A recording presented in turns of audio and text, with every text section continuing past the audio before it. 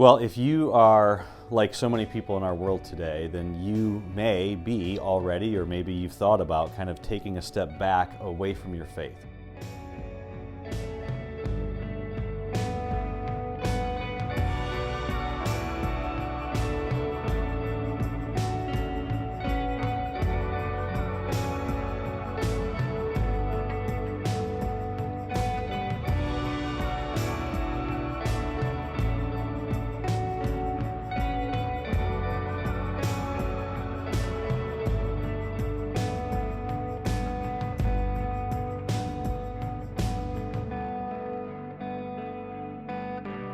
In our world today, it's almost staggering the amount of people that have actually chosen to deconstruct, to take apart what they thought they believed about God, what they thought they believed about life in our world.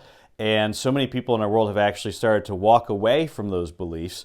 And sometimes what happens is we walk away from beliefs that we have, and we do that for really good reasons. We discover something that's unsettling. We discover something that we didn't know. Somebody tells us something that we weren't aware of, and we just can't. We can't go along with that belief. We can't go along with that understanding or that system, and that makes complete sense. In fact, I think actually all of us should ask questions, intelligent questions about what we believe and what's the results of those beliefs.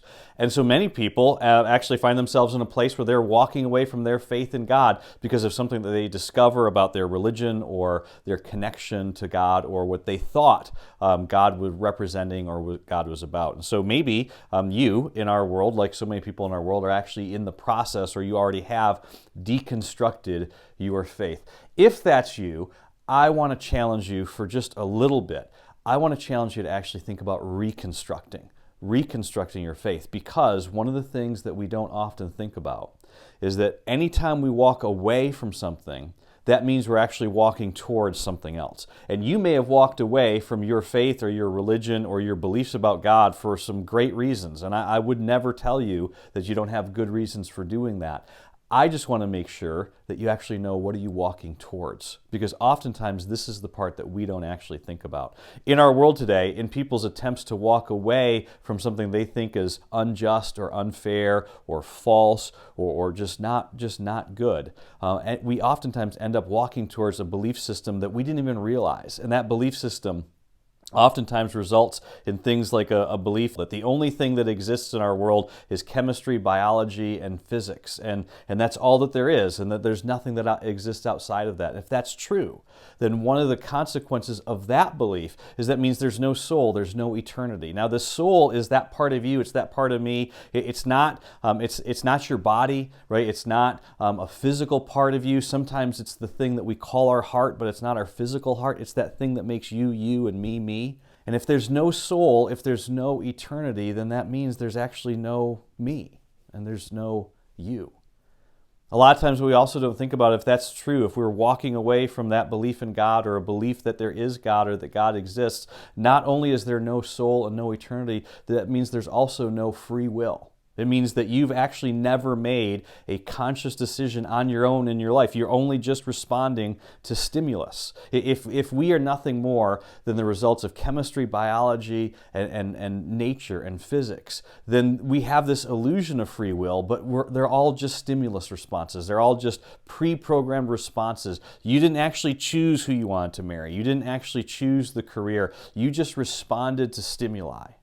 And probably what's most disturbing is that if there is nothing outside of this world, if there is no God, then that means there's actually no value either. But absolutely all of us believe that value is a real thing. We believe that not only financial value, but we believe in the value of things like exercise. We believe in the value of people.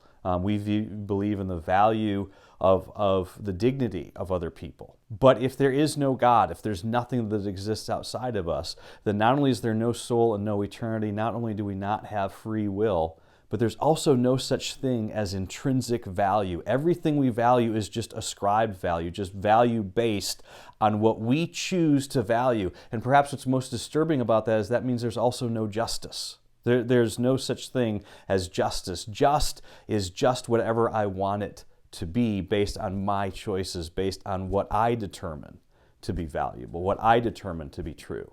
Now, the interesting thing is you may have actually said to somebody, or maybe you've had somebody say to you before, well, you have your truth and I have my truth. If you leave my truth alone, I will leave your truth alone. And that might actually work when it comes to the subject of truth, but that does not work when it comes to the subject of value. That does not work when it comes to the subject of justice. You've never heard anyone say, well, you have your justice and I have my justice, and if you leave my justice alone, I will leave your justice alone. And see, I think that you probably walked away from a belief in God or a belief in a religion because of something, a real issue that you came in contact with that you just could not be a part of and that you could not take part in. And I would never deny those things, but I also believe that you do not think that any of those things that I just said are true. You don't want them to be true. You hope that they're not true, because there's something that's just wrong with all of those ideas. Well, the truth is,